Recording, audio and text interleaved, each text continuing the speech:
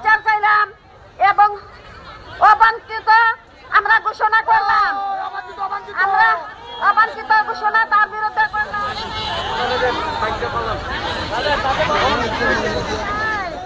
আইসা দেখ তোর তোর ক্ষমতা কতটুকু আর আমরা তোরে কি করতে পারি।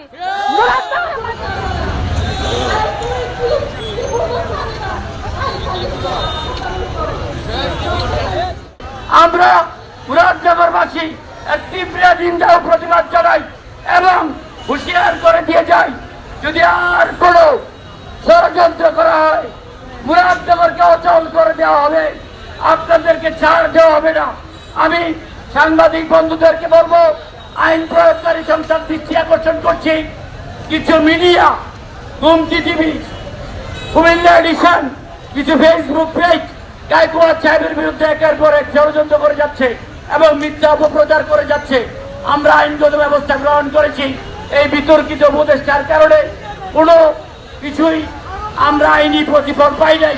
বর্তমানে আমরা আরো আইনি ব্যবস্থা নিব।